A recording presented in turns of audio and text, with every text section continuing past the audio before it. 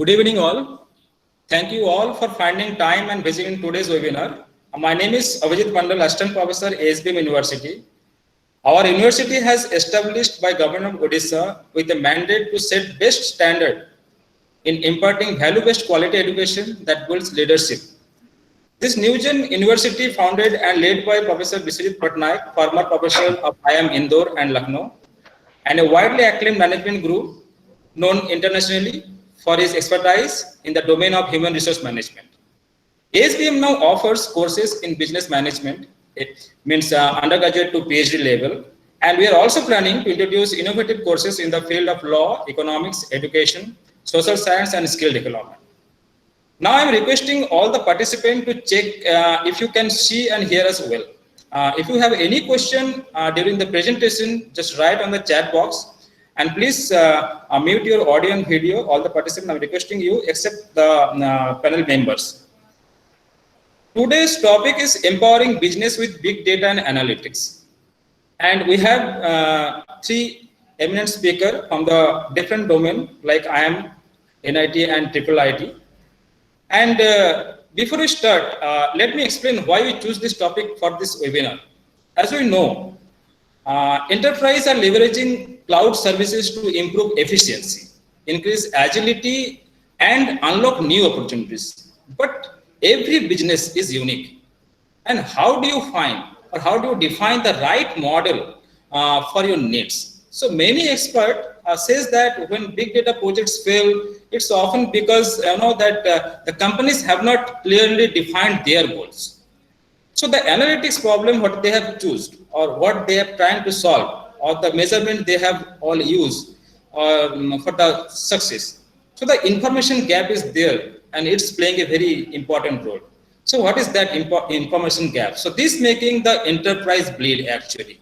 So decades back, if we look at our upper generation, we can find out the people who already had an account in a bank and or simultaneously every other representative from the banks, they are getting different kind of phone calls or different kind of messages, okay, to open a new bank account or some kind of bill payment reminders even after paying the bills. So these are the glaring example of the gap between the customers and the organization due to the lack of centralized system.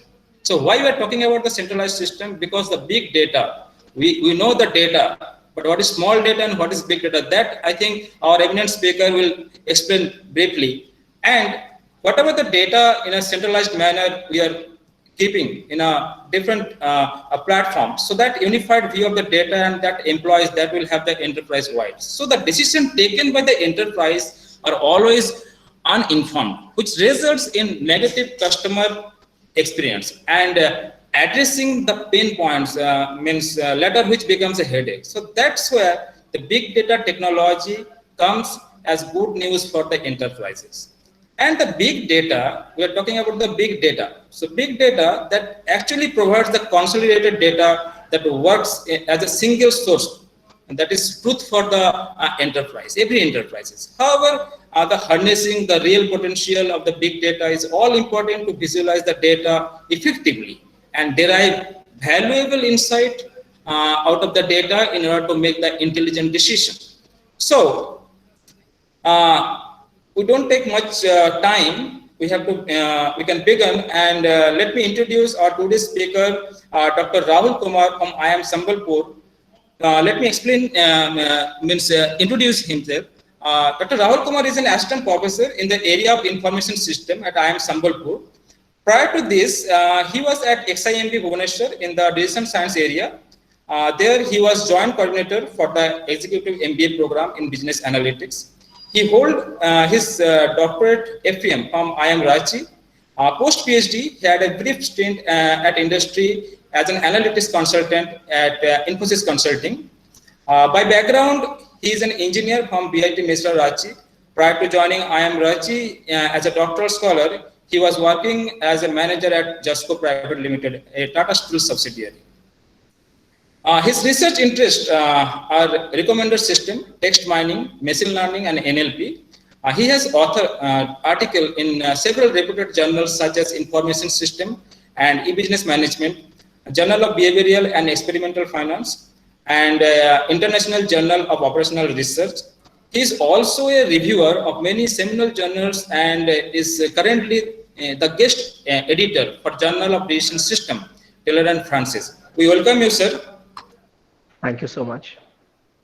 And our next speaker from NIT Patna, Dr. J.P. Singh. Dr. Jyotiprakash Singh is an assistant professor and head in the Department of Computer Science in NIT Patna. He has co-authored 7 textbooks in C programming, data structure, operating system, ad hoc networks. Apart from this, he has more than 30 international journal publications and 50 international conference and proceedings. His research interests focus on social media mining, deep learning, social network and information security. He is a senior member of IEEE and ACM, life member of Computer Society of India and Indian Society of Technical Society, IST, and Institution of Engineer. He is an associate editor of International Journal of Electronic Government Research and guest editor of Multimedia Tools and Application. We welcome you, sir. Thank you, Professor Abhijit. Thank you. Thank you for this nice introduction. Welcome, sir. Our next speaker from IIIT Dharwad, he is very young and very energetic, Dr. Sunil Somaiya. And unfortunately, it's not unfortunately, I came to know that Dr. Somaiya is a scholar by Dr. J.P. Singh. And he received his BTech degree in Computer Science and Engineering in 2012. He received MTech degree in Computer Science and Engineering from VTU, Belgaum, India in 2014. He received his PhD from NIT Patna in 2020, and he is currently joined as an assistant professor in IIIT Dharwad, and he joined IIIT Dharwad soon after his thesis submission in July 2019. His area of research includes applied machine learning, deep learning, information retrieval, and he has 10 research publications, research papers and counting. Out of that, 5 research papers are published in well-reputed SCI Index journal, and he has also published a few international conference papers, and he has also delivered a lot of talks on machine learning and deep learning on the various engineering colleges and throughout the nation. We welcome Dr. Sunil. Thank you, sir. Good evening, everyone. Okay, welcome. Dear participant, if you have any question during the presentation, you have to write your query on the chat box, and after that, we'll have a question answer session at the end to answer your question. Again, I would like to call Dr. Kumar to inaugurate the session. Sir, please. Thank you so much, Professor Mandal. Yes. First of all, let me extend my gratitude to ASBM University for giving me this opportunity to connect with on-dais dignitaries and various audiences. So I also extend my warm welcome to the audience and participants. Hope this 1 hour of discussion turns out to be fruitful for all of you. By that, let's first understand the various tenets of today's topic. So it's all about empowering a business with big data and analytics. So as far as the conceptual underpinnings are concerned, Professor Mandal has already decoded that etymology. So the way I had started, he has already done the ground ceremony for me.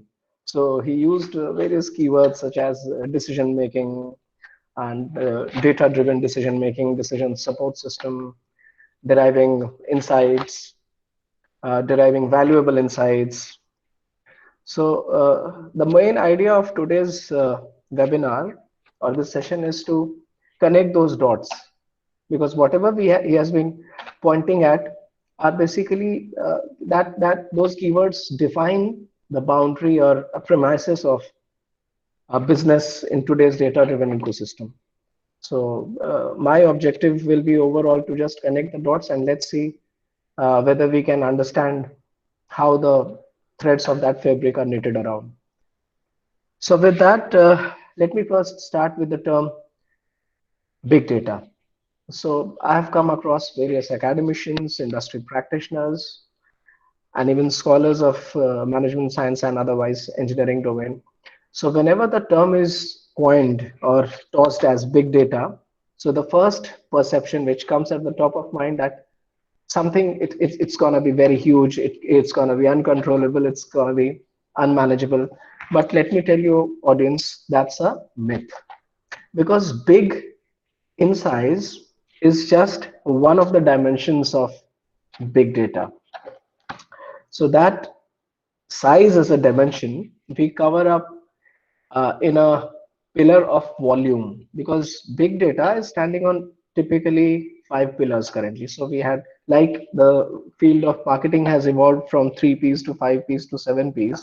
Likewise, big data analytics has also seen the transformations from 2P to 3P, and now we are standing on five V's basically of big data. So volume remains the pivotal part, which actually defines or hints towards science. So maybe other eminent speakers are a better person to speak on, to shed some light on that area. They will of course touch on, given their background of use of machine learning and deep learning, because that hosts and cater to how to handle huge data sets. So maybe they'll throw some light. But before I get into or leave the baton to them, so apart from just the volume, which is a proxy of size, there are other dimensions as well, which comprehensively explain the nature of how a big data should be.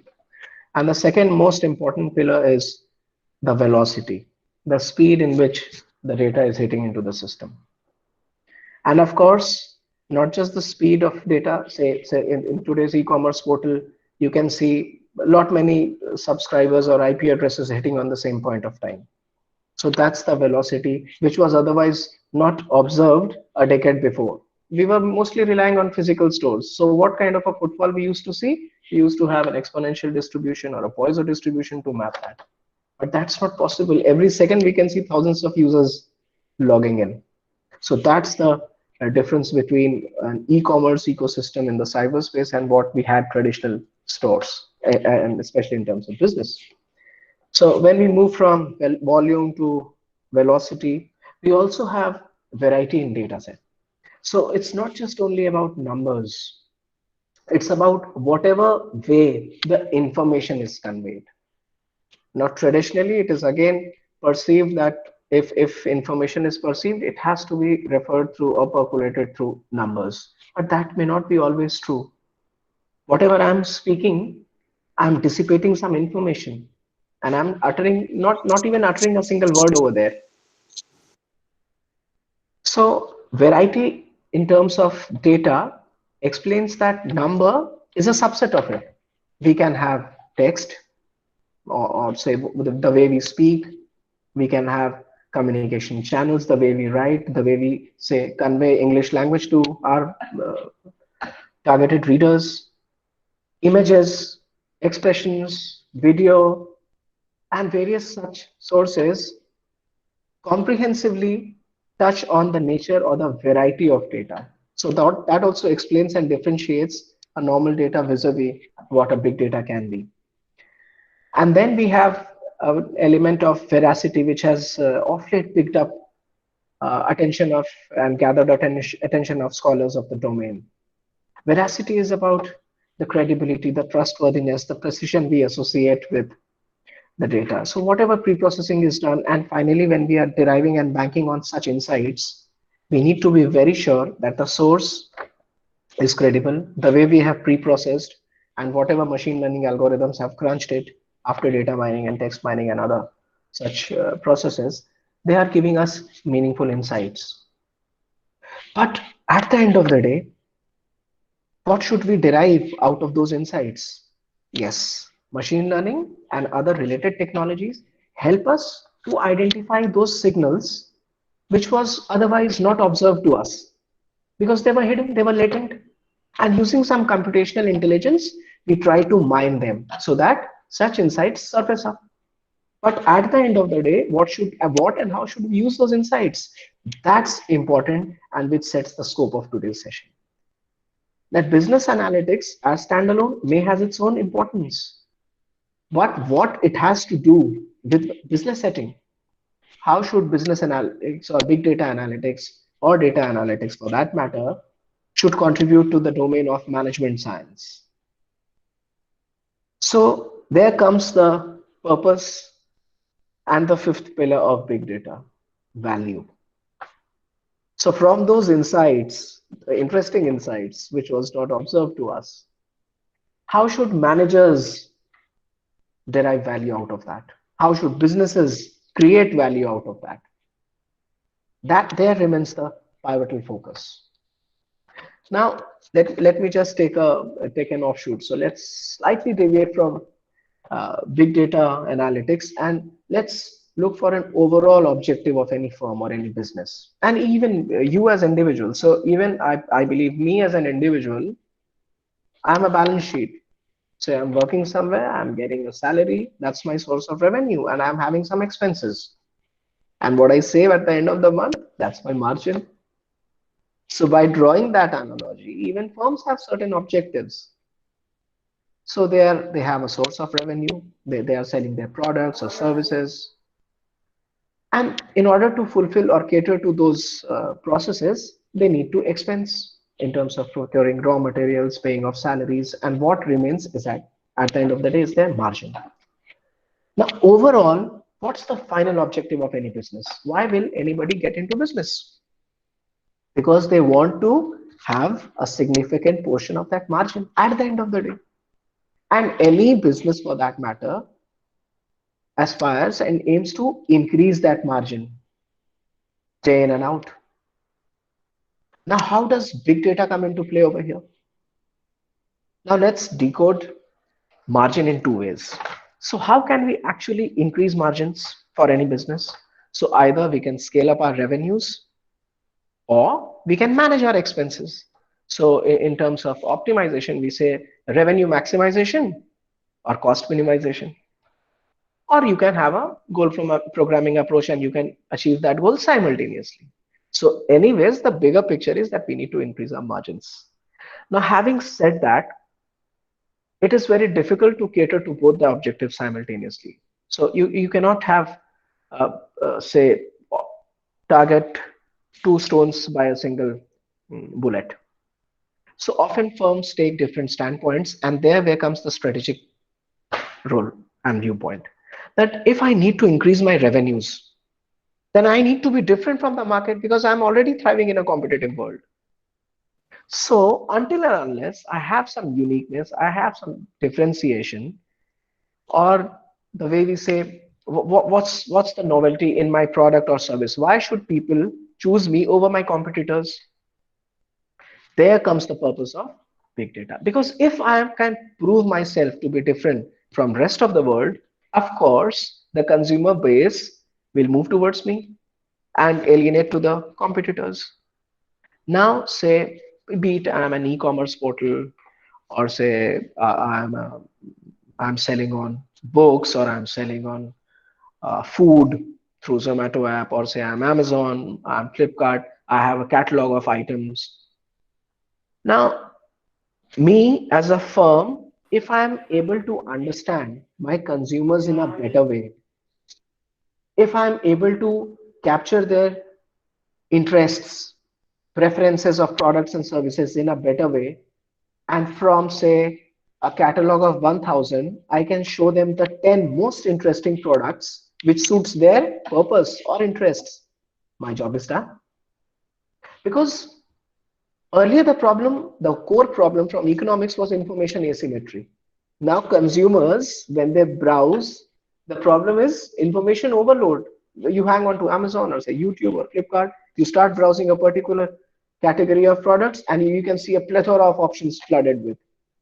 Now your problem is that you have a designated time period of shopping, a window time. So in an hour or two, you need to choose down and narrow to products. So there comes the role play of big data analytics. That given your previous browsing history, we can come up and identify a small group of products or services which best suit your needs. And if I can do that accurately, I'm easing the decision-making process of consumers. What's the decision-making process for a consumer? The buying decision. Whether should I buy or not? And what should I buy? So from 1000, I have narrowed my scope to 10 most relevant products for each individual. And I'm not doing it for one or two. I'm doing it for all consumers of my entire target base, and I'm doing it uniquely and subjectively for each one. So I don't have a list of all popular items which are trending and I'm blindly referring and recommending it to all. No, I'm mining your individual preferences and I'm coming up with such recommendations. But at the end of the day, what is that business deriving? Because I'm helping my consumers with an easy decision making process or a purchase decision, they quickly make a transaction which ultimately translates as a sales figure to me. And I tend to increase and increase and increase my sales or a turnover. Now, second aspect, that was one. Second, I need to be very efficient. So I need to basically minimize my costs and the way I operate that particular business. Now, how can I be very efficient? So be it a manufacturing setup, an assembly line, or say a service delivery system, whatever, or a software consulting or whatever. I need to offer that product or a service in a cost which is unbeatable. My competitors are not able to do that. So if I can predict how much demand is going to be there, I can very well match the inventory levels. So I can free up my working capital from there. I need not keep tons and tons of products stored just out of anticipation. Or say it's a supply chain issue, that whether I should route my trucks or the way the things are procured from one area to another, from one location to another, which route should I follow? Which route will give me the maximum fuel efficiency, minimum time delivery?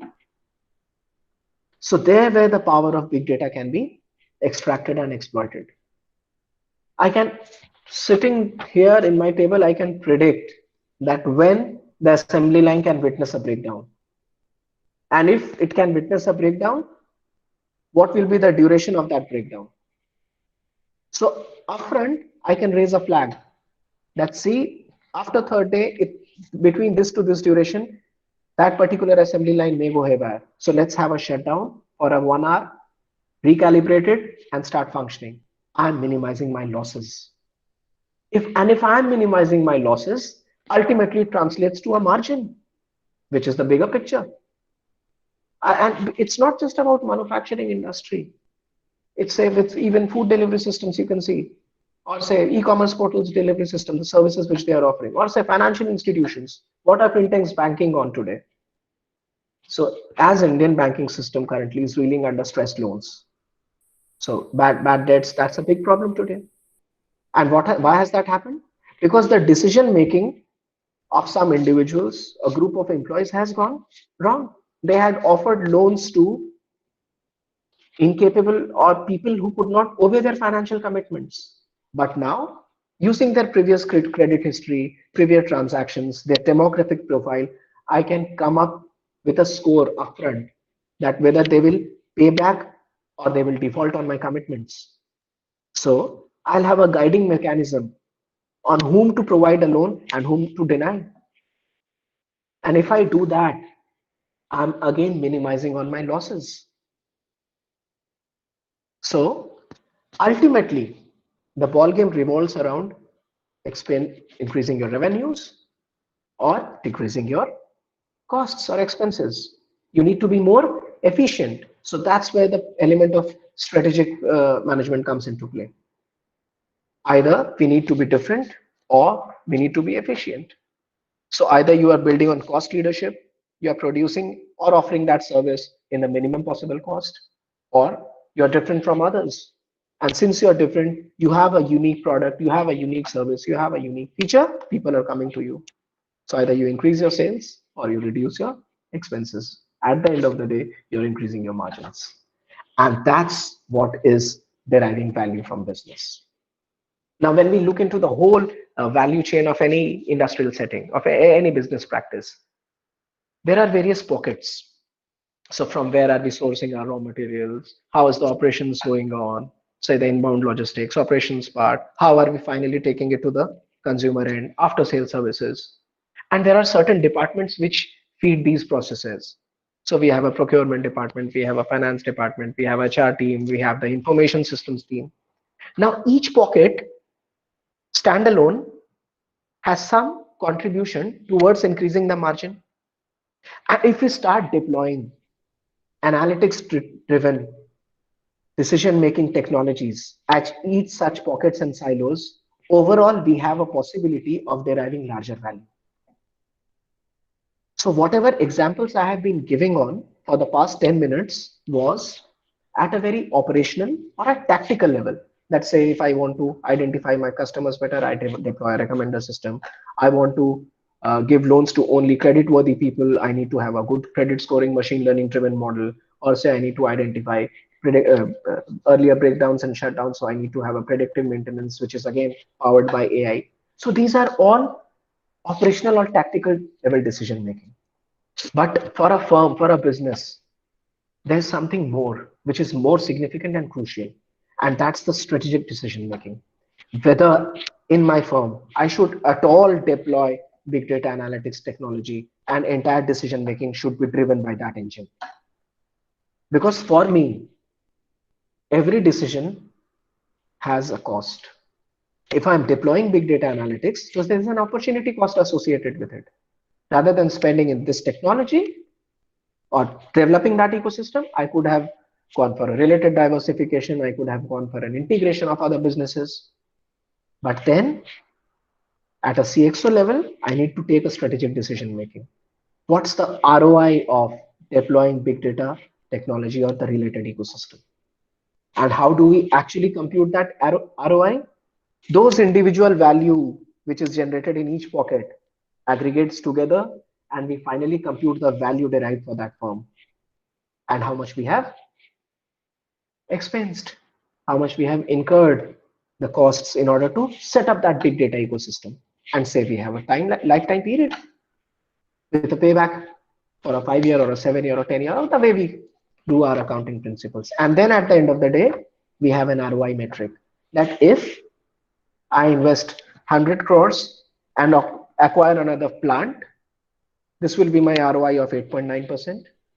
If I'm just spending, say, 55 crores, not 100 crores, and I'm just integrating other possible extensions, say I'm vertically integrating my final end products, or I'm also buying my sources. Say I'm a steel manufacturing plant and I'm buying an iron ore field. So I'm investing there. What's my ROI? 6.8%. And now I'm just spending 40 lakhs in the whole big data technology ecosystem. And what's my ROI? So decision making at all three levels are important, be it tactical, operational, or strategic. And until and unless the whole management is convinced, or at least the leadership is convinced that we need to, or we need not to deploy big data analytics technologies to improve our processes, one should not proceed with it. Because the final firm performance, big data analytics mediates it. It's ultimately the management, the people, and the technology who have an interplay of all the three. And finally, they lead to firm performance, which can be measured in various ways. Say, how much are you selling? So your sales or margins or profits, or even some market indicators. What's your ROE? How is your stock price doing? What's the return on equity? But who mediates them? Such technologies mediate them. So I've given an overview of what and how big data analytics should be looked at, not from a technological viewpoint, but what it actually means for business. So I pass it on to the other eminent speakers who might be having some different vantage points. Thank you so much for your time. Thank you, Dr. Kumar, for your valuable, insightful thought process. Okay. My pleasure. And now I would like to invite Dr. Singh from NIT Patna. Sir, please, over to you. Welcome.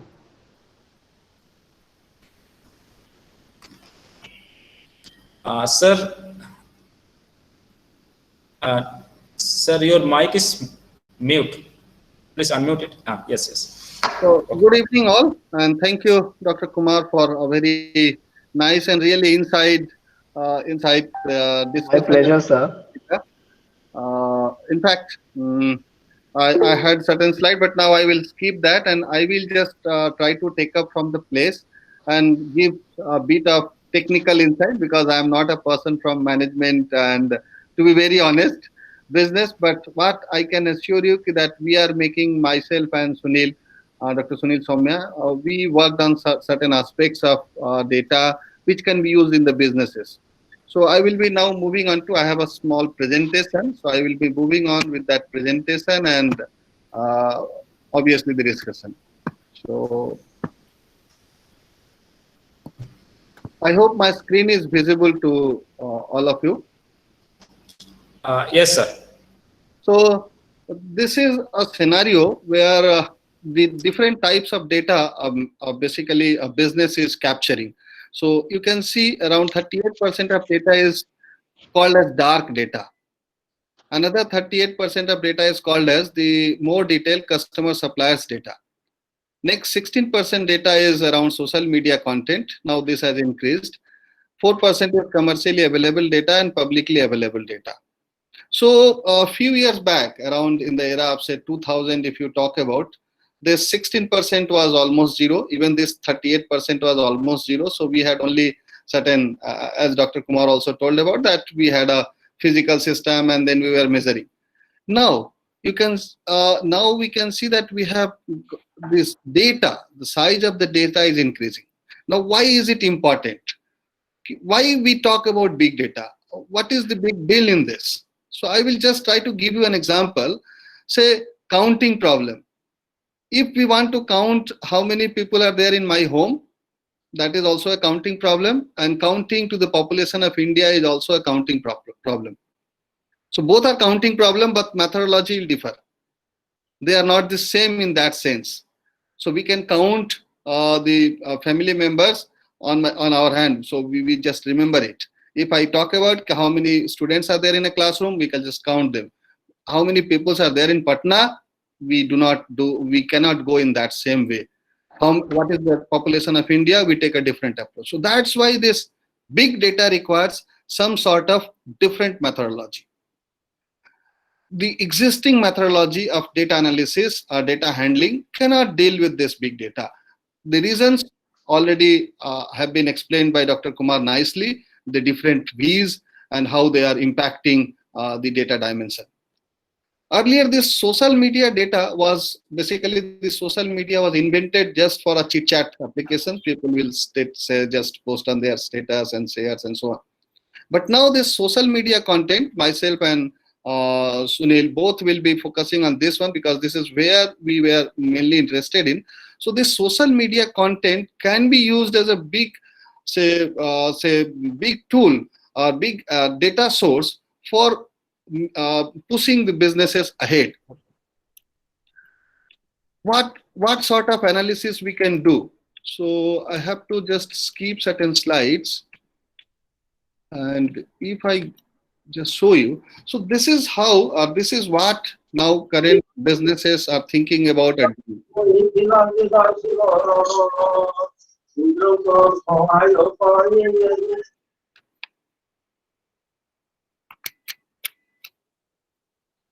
So earlier we had descriptive analysis. Descriptive analysis used to talk about what happened.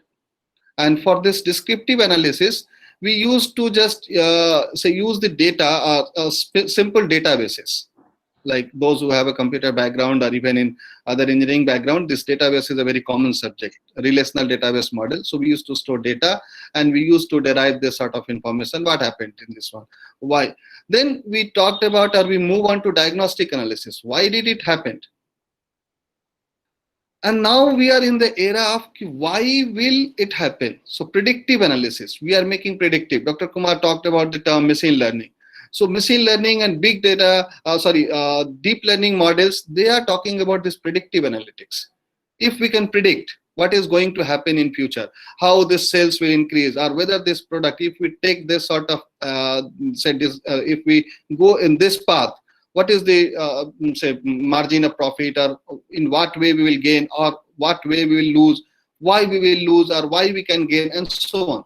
and then we have prescriptive analysis. So how can we make it happen? So these are now, people are now in this era, we are concentrating on these two tools, predictive analysis and prescriptive analytics. This descriptive analysis and reporting, online management, data visualization has been widely used for some time. I think this started in the era of around late 90s and 2000. They flourished, so people had talked about data mining, online information, analytical processing, and so on. Predictive analysis around 2000, say after 2000, in the era of 2000 and 2005-10, people started about this predictive analytics. Again, machine learning is not new, but the use of machine learning started, gain a momentum in that particular time. Prescriptive, now we are in that era of prescriptive and predictive analysis normally. So exactly why this, or what we can do? So this data mining, again, when this data mining came, I think came in era of 96, 97, where people started about how we can increase our sales, or how to detect certain cases. I will give you certain examples. Last year I was in Singapore. In Indian time, it used to be around 2 o'clock in the night. I made a card payment, a coffee I bought there, and I immediately got a call from my credit card division that your card was used in this and this and this place. Are you the person? Whether you confirm that this was made by you or this is something. So this is the era we are living now. As soon as you make a transaction, if it is not normal. Now, if I make a same transaction in India, I will never get a call like that. Why? Because the location has changed. It was in a different country. So immediately the software identified that, okay, might be there can be some sort of issue, might be the card has been hacked, or might be the card has been misused. So this is what a diagnostic and prescriptive system can offer to us. Like Dr. Kumar has already told that, identifying this sort of, whether we can identify that this, what is the credit worthy of this particular customers and so on. So these things can be done using these techniques like classification. Still, the classification is the most widely used technique for this. And predictive techniques are nowadays using classification technique mostly. We have clustering techniques also. Now clustering, what is the difference between classification technique and clustering technique is, in classification, we have certain level of classes, like whether it is good, bad, or class A, class B, class C. And then based on certain rules, we are putting the current operation or current system or current data in one of those classes. Whereas in case of clustering, we do not know anything. So based on the feature characteristics of the data, we create certain small groups and we call them as clusters. And whenever a new data set comes, we put them into those clusters, and manually we assign certain meanings to those clusters. Okay, this cluster represents, like if we mine the data of, say, a Big Bazaar, then we can just cluster them in certain groups, and then we can find, okay, say if the customer are having this is the income of this customer, or this is the age group of customer, they are probably buying this sort of product. So if they can be grouped into that certain similar feature by some similar feature, we call them as clustering.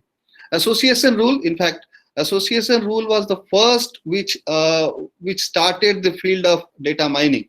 And association rule started with market basket analysis. This is also called as market basket. So whenever if you just check the market basket of several users, you will find some items are associated together. Like if you buy a bread, probably you will buy butters also. If you buy milk, you may buy bread also. If you buy soap, you may buy shampoo also. These are inherent, these are very trivial. But when this rule was applied, it was found that whenever people buy beer, they also buy diapers. So that was something surprising. And then that field started. And now, say, these association rules are used in, if you might have noticed that in Big Bazaar, whenever they are just making their stores, which item to display, at which location they should be displayed, and which are the items which are going together, so that if they can be placed together, if if the customer has thought of buying one item, by looking at the second item which are associated, highly associated with that, they can buy that also. So in that sort of floors management, floor shop management, these things are being used, and these are being used for a long time now. Sequential pattern discovery, like with time, how things are changing. So how the buying pattern of a particular person is changing. Whether it is the same thing they are buying, no. With age, with time, with time of the year, with their age, with their income pattern, with their location, they are changing. So how the buying pattern of a particular person is changing. How the things should be, what things should be put into that particular market area. Regression, again, how much customers, how much footfall will be there. Say during puja days, how many customers may visit this store, or how many customers may visit if we are making an online sale. How many customers we can expect? What is the sale we can expect? On what product we should offer this? We should offer more offers, where we should give more emphasis, and so on. Deviation, I just gave you that example. So that credit card uses and call was an example of a deviation detection. If there is a deviation in the behavior pattern of the user, immediately a call is given to that particular user. So these are the things which are nowadays very frequent, are basically used. As in terms of our contribution or our research, if I say myself and Sunil Soumya, I think Sunil will discuss on that particular topic. We started with these reviews, because reviews nowadays plays a very strong role in the business, in any business. Reviews by Amazon, and you will see that a simple question by Amazon, that whether this review was helpful or not, got a plenty of advantage and plenty of business to them. So how we can make those reviews helpful to the users and so on. So for that we did some research and that, and I will like to invite Dr. Sunil to shed a light on that. Thank you everyone. Thank you, Singh sir. Thank you. Now I call Dr. Sunil to give us some valuable opinion on the above topic. Please. Yeah, thank you so much, Professor Mondal. Thank you, sir, and thank you, Professor Kumar. Right, you have already explained the basics of the big data really very in a nice manner, right? So what I am going to speak now, that mostly the technical points, right? The how, suppose we have the data, and mostly I'll be talking about the reviews. So if we have the reviews, then what are the things, what are the analytics we can do on that reviews so that it can be benefited for our business, right? So that is the main focus. And at last I'll be talking that why one should choose the big data or business analytics as a potential career, right? So these 2 points I'm going to focus. So let me just start. Hopefully my screen is visible. Is it? Yes, it's visible. Okay, so quickly I'll go to some of the things already it has been covered by all the professors, but still I'll just start with the introduction that when we say a business is successful, suppose someone has to say a business is successful or not, when we say that one, the one like potential answer could be that if it is capable or of offering its customer what they want. Suppose I want something and I'm getting from you. So I say, yeah, your business is successful, right? For example, a user on e-commerce and he's looking for a mobile and these 2 features he wants, right? So suppose he's looking for 4 GB RAM, 13 MP camera. Some other user is looking for 500 mAh battery, and another user who is looking for HD display. And in this product, as you can see on the right, it has all the features for these 3 users at least looking. Okay, I'm not talking other users, but at least these 3 users, whatever they are looking, I'm getting all the features in this one. So what was the conventional approach? Let me just tell you. So earlier, if we have to do any business, so what we should have, that we should have an interesting idea, right? A good workers and a strong sense of business, and you could make a living, right? Like we have seen in this particular mobile manufacturer company, he has integrated all the features. I mean, some of the things what we can guess that user will really like, I'm going to integrate those features in this mobile, and my business will be successful. So companies could succeed even they did not do much to understand their past performance in order to prepare for the future, right? So they just guess something and they might throw that idea and then they propose the product. Probably their guess may be successful some of the times. For example, the sir has just given one example that Amazon in 2006, they came with one guess that was this review helpful to you? So with the review of the product, they just integrated this question. Was this review helpful to you? And you know what? It is estimated that this simple question brings about $2.7 billion additional revenue to the Amazon, right? But again, my question is, second question, is simple guesswork enough to figure out customer desire, right? And it turns out that simple guesswork may not work all the time, right? It could work some of the times, like it had worked in some of the cases we have seen, right? But it may not work all the times. What could be the reason? The reason could be the user's desire is completely subjective. Subjective means what I want and what you want and what some other wants. It is completely different. We cannot generalize the desires of all the users. For example, suppose I want a back cover with a mobile, and you want the screen guard with a mobile, right? Someone else wants the complete protection that if something goes wrong within the 6 months or 12 months, so I want that protection also, so it should be replaced or something. Or someone else is looking for the good positive or some reviews, then only I can make my decision. Right. So the desires for all the customers are different. So what could be the modern approach? We cannot go with simply guessing and doing our business, right? So we have to follow some of the analytics part, right? So we need to do some in-depth analysis to capture customer behavior or the current trends, right? And here the role of business analytics come into the picture. And that enables the company to know their customer wants and needs based on some data and the statistical facts, right?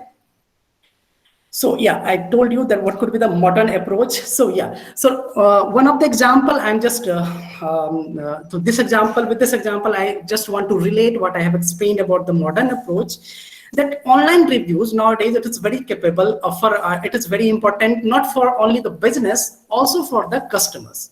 Why? Because we make our decision by looking the reviews, right? So reviews can be anywhere. It can be the e-commerce reviews, reviews will be helpful to decide like which restaurant we have to go, which product to buy, which movie we should look for, right? So so the role of online reviews, it has very impactful role on the business. And for the for business also, it is very important. Why? Because if the most of the reviews are positive, definitely it is going to increase the product sale. At the same time, if the most reviews are negative, it may harm the product sale, right? So it is equally important for the business managers also and for the customers also, right? And how the big data can relate with that one. So although there has been a lot of discussion on the big data, why we are dealing with the big data in the business, but let me just give you one of the examples that these are some of the popular products on the Amazon. And let's see that how many reviews it has received. This is not the updated one, right? So, but let's see that some of the products like Amazon Fire TV Stick, it's one of the popular product on the Amazon. It has received more than 38,000 reviews. Some product has received 35,000 reviews. Nowadays, the mobile products are receiving 1 lakh plus reviews, right? So obviously there is a big data and we have many challenges due to those big data, right? So what could be the challenge? That as I told you, the reviews play a very important role in the product sale. So the customer has to decide, or they basically read the reviews before making their decision. But the question is that like suppose we have the 1 lakh reviews available, then how many reviews a customer is going to read? So are they going to read all the 1 lakh reviews? Obviously not. They are, so the a survey says that a customer read 8 to 10 reviews, or maybe maybe maximum 10 reviews, I can say that, before making their decision. So obviously, so if we have 1 lakh of reviews, we have to present most 10 helpful reviews in the first page itself, so that as soon the customer visit the review page, they see some of the reviews and then they can make the decision. Now, it doesn't matter the reviews are positive or negative, but the customer will decide based on the reviews which is most helpful, and that is available on the first page itself, right? And another aspect is the mixed sentiments. Sometimes the sentiments also plays a very big role. Like, for example, if we are going for a restaurant, going for any hotels to stay, right? So the sentiments, what the others have told about that, the service of that restaurant or hotels, that play a very important role. And authenticity nowadays, again, it's very important, because just to increase or decrease some business or product sale, what the people are doing, they are writing the fake reviews, isn't it? Which looks like real, but it is actually fake, and they are someone else has written and they have been paid for that one. Okay, so we need to identify these review also. So that what could be so these things could be the research it's a dimension through which we can explore that how we can explore these points, and we can restrict and we can increase our business sale. Fine. So I'll just go that how we can, what will be our approach. Obviously, we have to use some of the machine learning or the deep learning approach, and we probably we have to use some of these steps. That is the first step.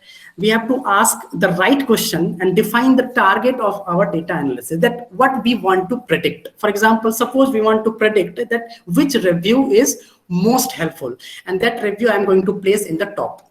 Then second most helpful review I'm going to place in the second position, and like that I'm going to rank my reviews.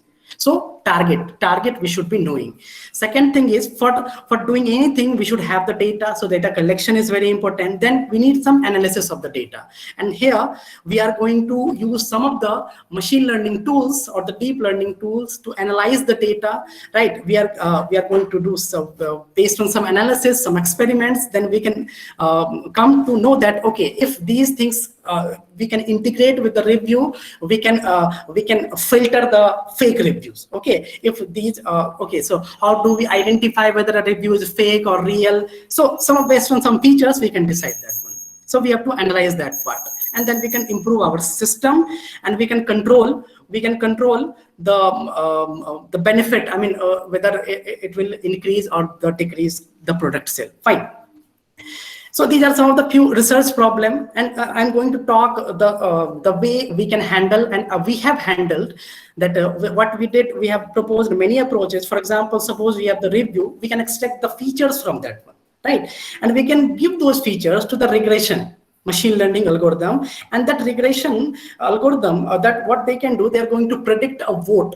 Okay, a predict maybe score for each review, and based on the score, then we can decide that at which position we have to keep that review, because we have a long list of 1 lakh review for a particular product. Then which position? Then, and the second aspect is some reviews which are coming right recently or at the later stage of the product launch, if we are not ranking with these techniques, they will be always placed in the bottom, right? And then the customer will not get benefited what they should get from those helpful reviews. So we have to place the helpful reviews at the proper position where it deserves. So we have proposed many ways, like you have seen that in the first approach. We have extracted the feature, we fed to the regression, and we predicted the vote. In the second approach, again, we extracted the features, fed to the classifier, and the classified whether a review is a low quality review or a high quality reviews. What is the low quality reviews? Sometimes people just write good, sometimes people write very good, nice product, but that doesn't give any intuition to the peer reviewers or the new customer who is looking for to buy that product.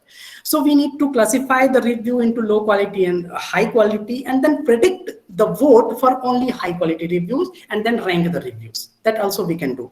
But as if we are using the deep learning approach like CNN or RNN, then we can eliminate this feature extraction part, and we can directly feed the review as a vector, and then the deep learning will that model will tell us what will be the vote or score of that particular review.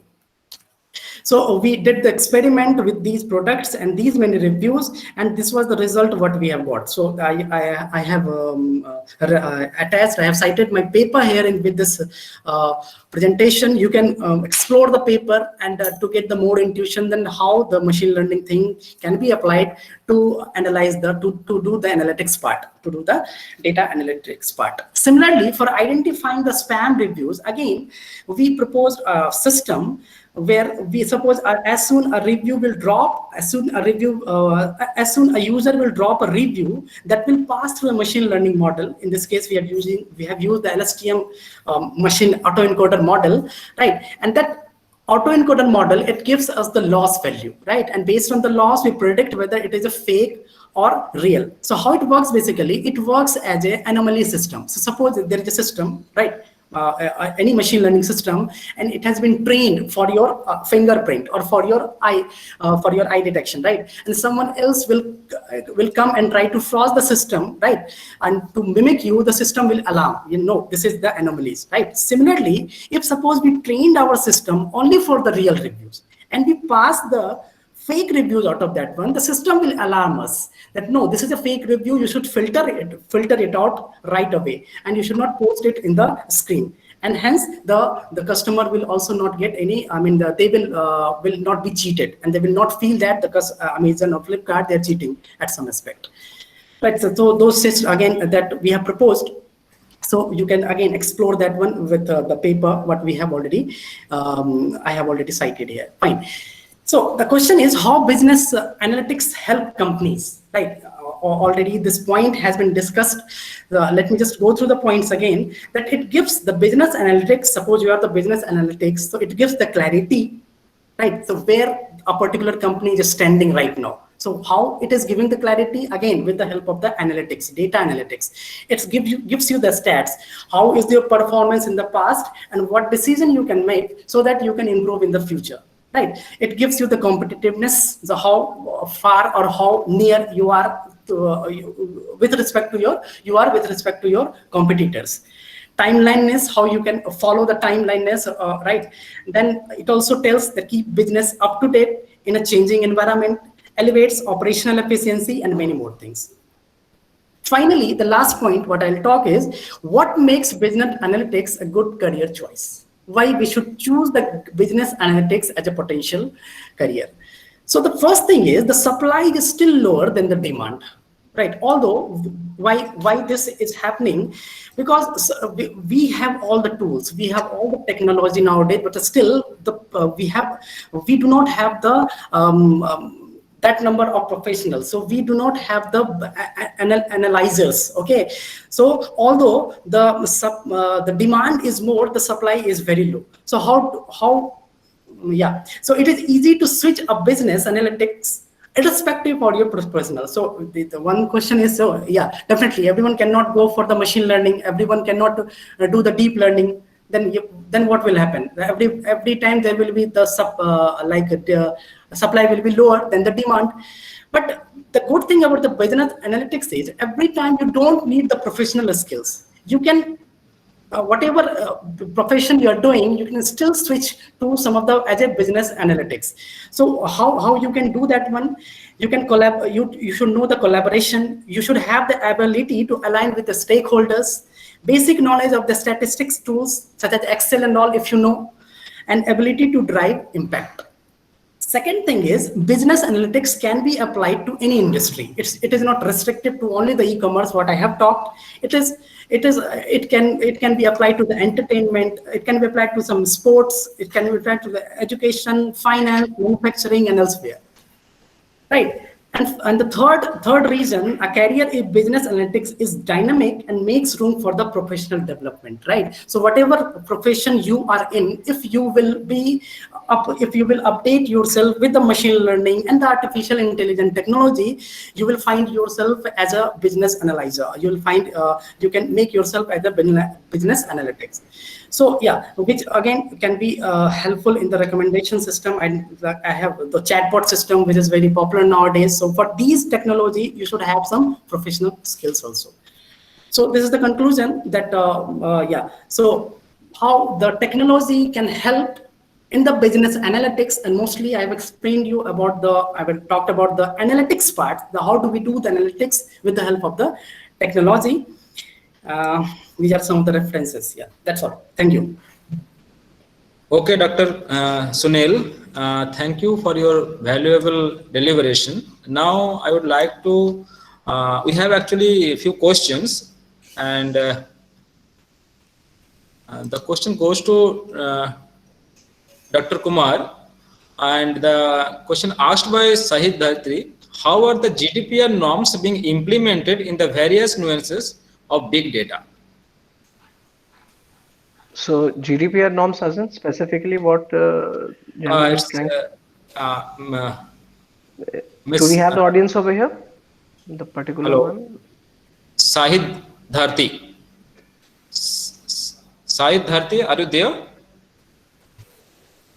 Yes, sir, I'm there, sir. It is primarily to do with the data protection norms as such, because I think now the EU has adopted a lot of measures, and I think there's a bill pending in the parliament. How do you think? Talking about the privacy issues? Yes, sir. Thank you. Okay. Welcome. See, the idea is about taking data from a source. Now, whenever we have an access to plethora of sources of data, so privacy norms are filters to those sources. So if somebody or some group of people are unwilling to share any demography related profile or whatever, browsing history or whatever, so that's their call. We cannot force them. So in order to overcome, so first that privacy should be secondary to, privacy should be primary to business aspects. So we cannot compromise somebody's privacy at the cost of generating more returns or margins or whatever. That's one. Second, if at all we want to generate or capture such ideas, we need to offer some level of incentives. So that can be in terms of not always monetary incentive.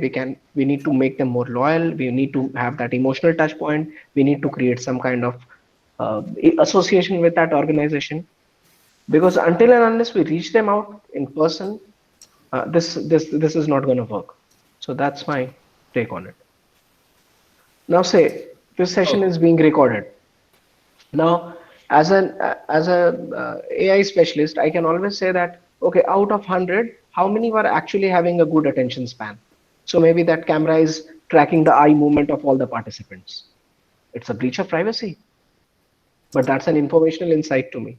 Now we'll have to see that breaching the privacy of 100 individuals, what's the incremental advantage of that insight? So there's a call of trade-off over there. That's my take. Okay, thank you, Dr. Kumar. Now the second question asked by Dr. Shekhar Murthy, and I'm just sharing the doc. I think you can see. Is it visible? Yes. Yes. Yeah. Dr. Murthy is asking, it's actually about the big data governance, and how does an organization formulate a robust data governance strategy, and how do we merge data collected in silos in a secured and safe manner, in particular sensitive data, and manage privacy across geographies? The data storage servers in another country, so what does the law actually govern in the security purpose? I think this part has more to do with the cloud-based analytics. Dr. Singh? Basically, the question mainly refers to that, again, that same privacy issue. Exactly. Rahul has already explained. So storing and security, say is and totally different domain. Privacy nowadays, security and privacy, these two are very important issue in this data gathering process. Now, for example, if I say Google, if you put location services on in your Google, you get a lot of benefit, but you are also losing a lot of privacy. Now Google knows more than you last year wherever you are, which countries, which places you visited, at what time you visited, how long you stayed there, everything is known to Google. So this is a privacy breach, but you are also getting certain benefits out of that. You are taking the Google's location services to reach, or you are using map services to reach somewhere. So you have to compromise. Like privacy is only, there is a bill, privacy bill passed by the government. I have not gone through the whole bill and I cannot comment on that, but there is a bill and this across the world people are now talking about, and privacy bill is being implemented in their country. But it is individual property. You have to gather. Now in a mass collection, say like medical fields, if someone is gathering your data, so they cannot give that data to other party until and unless they are taking either your permission, or even if with your permission, they never disclose the demographic information, your name, your age, say might be your location and so on, so that it can basically reveal some information about you. So that's the way normally whoever collects the data, it is their responsibility to take care of these issues. And it is being done in almost all cases if it is a big business. So from where Dr. Singh has left, so he has a very valid point to make. See, the way I was saying about incentives. So incentive may not always be economic. So first, I'm not saying that we need to give some bonuses or financial lucrative offers so that people compromise on data privacy, or they come up and share their information. No, that's not expected. But it's about a way of community experience. Let's say if all individuals are not willing to share our information, our browsing history, our purchase patterns, our trial details, or whatever, then when the machine learning algorithm or whatever big data analytics algorithms will not have any historical experiences. So if in the back end, I don't have multiple such instances, me as a consumer will again suffer from good suggestions from the system itself, because other people like me have not allowed to access their part of data or information. And since limited information is available, as a stakeholder of that community, I am also taking a hit, because my whatever interests are being generated are based on very small number of observations, and the system is giving it on a very lower value of accuracy. So they are trying to suit or match my expectations, but they are not able to nail it to perfection. In order to achieve that stage, we'll have to contribute from a community's viewpoint. That yes, all of us are willing to share. Of course, we'll have NDAs and other security protocols should be followed. But when all of us come and share our information or data, then the whole community will derive benefit out of it, because that leads to creation of large repositories on which we can perform and run and deploy various algorithms. That's just to conclude it. Okay, thank you, Dr. Kumar. The next question goes to Dr. Sunil. Yeah, Professor Mandal, I'm yes. Shekhar Murthy. I just wanted to say that my question Yes, was sir. not. Can I clarify? Because both the answers were only related to privacy, and that also in a very limited business context. I have been working on marine data, marine spatial data infrastructure for a very long time. I can tell you that many countries across the world do not share this data because of various reasons. And we have a lot of litigation issues that come up. So these are very practical problems, and these need to be addressed. It is not just what we can get and what we cannot get. So the data governance part of the question was not answered. Thank you. Okay. So, is that Dr. Murthy? Mr. Murthy? I'm Shekhar Murthy, yeah. Mr. Shekhar Murthy, can you just elaborate on what exactly governance, so maybe what dimensions you want us to, or you expect us to answer on? Maybe we can give it a shot. Yeah, let us take marine spatial data infrastructure. So let's come to your business context. Okay. Yeah. So there are variety of ships at sea. They are at different places, and there are various laws that govern in different parts of the sea. And at any given time, we need a real-time data. These are all getting collected by different countries and different groups of countries. Okay. But when we want to make a universal approach to use this, many countries will not give you that kind of data, which are very sensitive to their shores, and therefore Again, that's against their protocol. Precisely. Yeah, so we suffer. Although I keep claiming that big data can do all this for you, please share the data.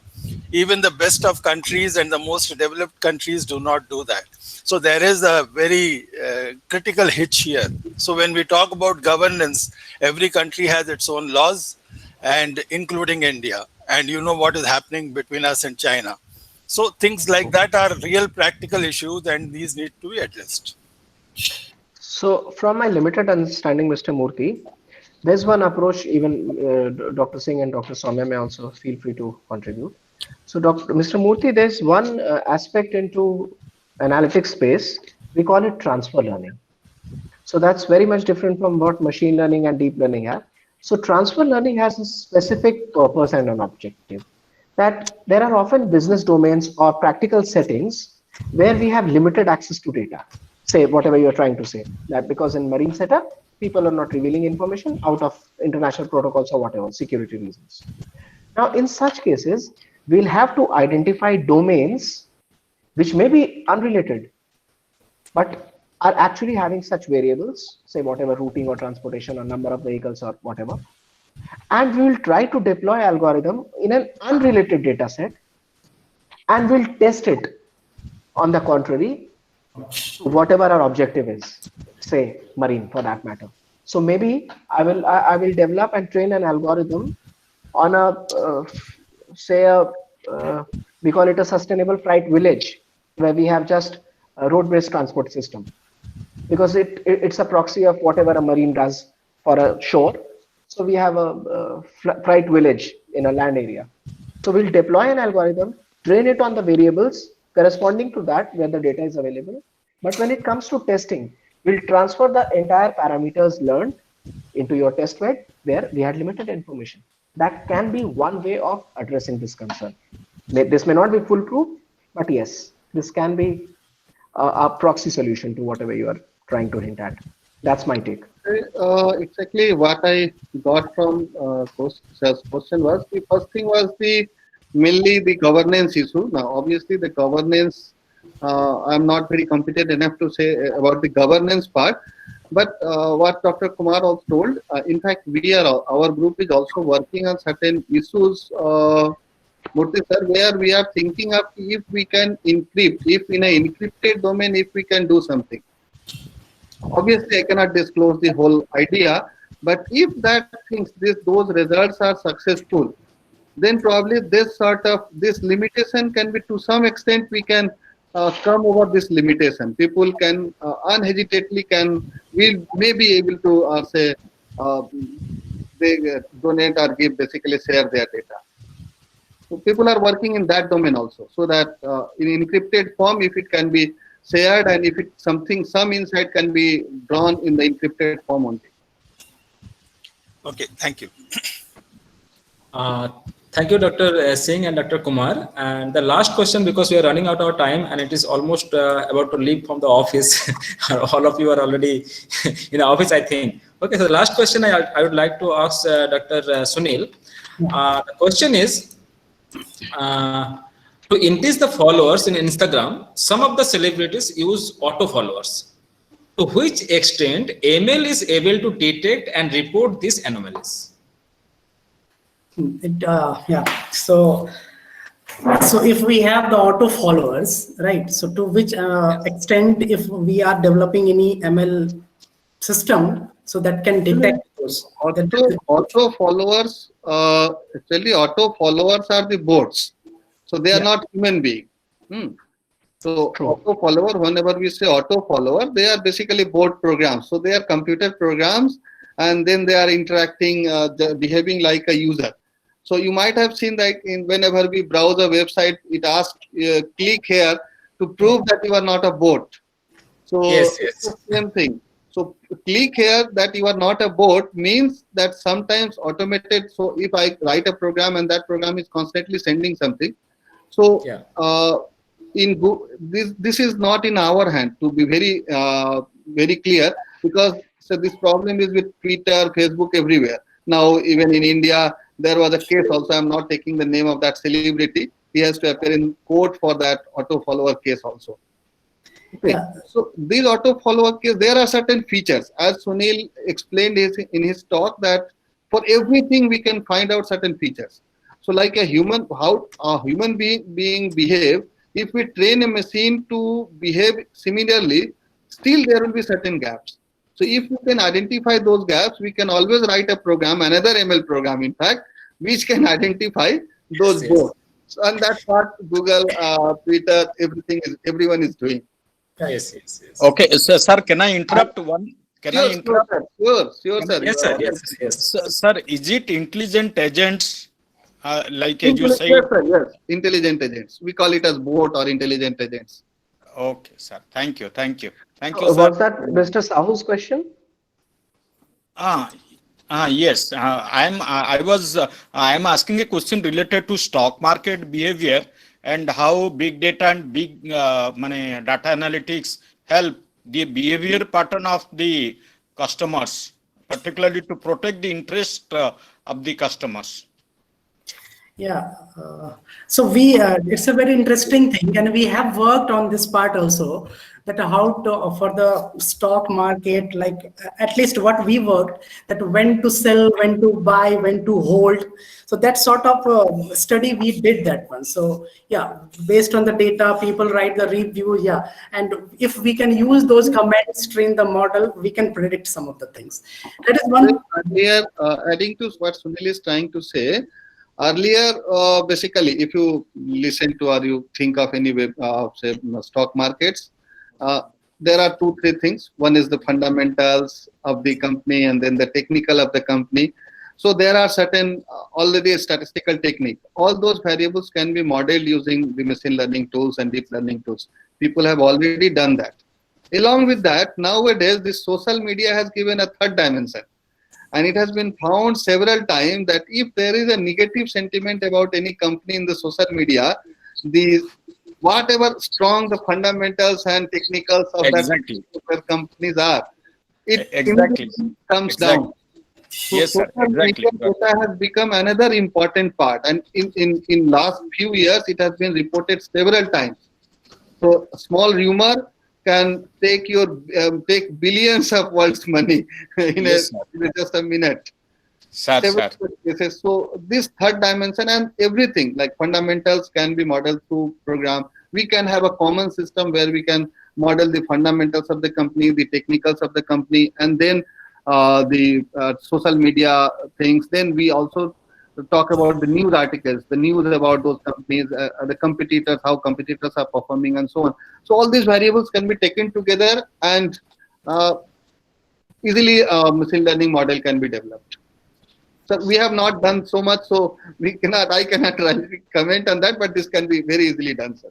Okay, sir. Thank you very much, Professor sir. Mandal, Professor Mandal, whose question was that related to auto followers? Do we have that audience here? Yeah. Actually, it's coming from Yes, Arun Prem. Yes, Arun Prem. So maybe, Mr. Arun, I can have a different viewpoint with how to address that conceit.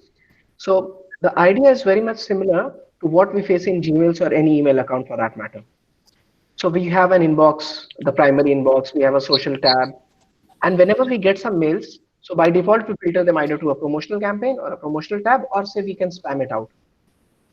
So in order to arrive or perform such automated decision making from the system per se, there have been tons of emails on which training has been done using machine learning and deep learning. So basically it's a part of text classification, that I have a corpus of say 10,000 or 10 lakh emails, out of it 6 lakh were normal emails deemed to be going to primary box, 4 lakh was spam. And I had developed a classification algorithm on 2app with 90, 95, 98, 99% of accuracy. I was able to identify them. Likewise, in your case, what Professor Singh said, that these are auto followers. So we'll have to have a corpus of all followers, of which the 60-70% will be genuine followers and 20-30% a class imbalance will be auto followers. And again, we'll run a classification algorithm onto that. And based on the features, we will try to address and identify how many of them, the newcomers, are basically a fallout of an auto follower, or they belong to genuine followers. That can be one way of doing it, Mr. Arun. Hope I'm. Yes, definitely, sir. Thank you for this. Thank you, Dr. Kumar. I think it looks like we answered all the questions. And to sum up all the entire webinar, while we all would have heard the data is the new oil. Okay, and the question that gives enterprises how the mine is valuable to dig that oil for the business gains. Okay, so data reside in everywhere. So it is an art that how we have to extract those data from your business deals. So and you have to fill that gap between the enterprises and the business markets, big data, that the big data frameworks form an imperative channels which actually helping the business to rise towards the data driven for the future. So we are concluding this session here, and I would like to express my deep gratitude and appreciation to all the stakeholders of SBM University for their constant support, our webinar team, IT personnel, as well as our great thanks to our president, our vice chancellor, and our pro-vice chancellor for their constant support and encouraging us to conduct this kind of webinar. And thank you all the participants in today's webinar for participating in this, and we hope to see you again the next time. Thank you. Good night. Thank you, Dr. Kumar. Thank Dr. you. Singh, and Mr. Sunil. Thank you. Okay.